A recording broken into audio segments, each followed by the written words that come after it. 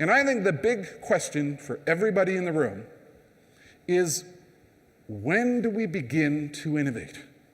Do we begin, once we're out of this economic challenge? Do we begin once we're comfortable that we're through, the difficult times that we're seeing around the world? Or do we make the conscious decision right now, each and every one of us, that we are going to focus on the future from this point on?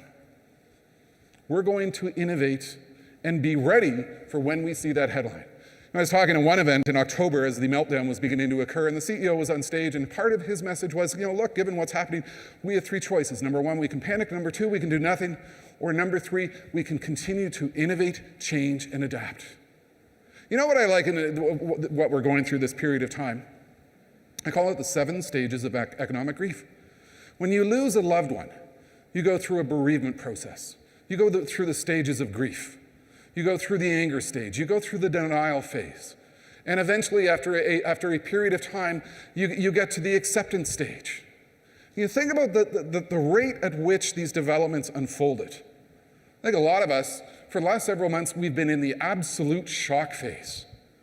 We're looking at our investments. We're in the anger stage. We're looking at our investments. We're in the denial stage. And what is happening within a lot of organizations, we're all like, the North American phrase, we're like deer in the headlights.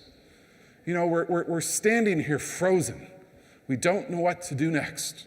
We turn on CNN and it is a constant bombardment of negative news. When do we innovate?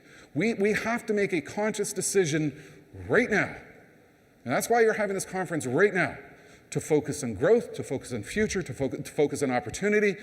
It's a conscious decision to move aggressively right into the acceptance stage, and we're going to start innovating for the future because we know we will see that economic recovery headline at some point in time in the future, because we are going to be part of the people who are going to build the economic recovery. You notice what Intel has done? Intel has made the conscious decision that they are going to invest $7 billion in building new plant infrastructure. Building new chip plant infrastructure, because their conscious decision is, we're going to build for growth. We're going to make the conscious decision that we are going to be a driver of that growth.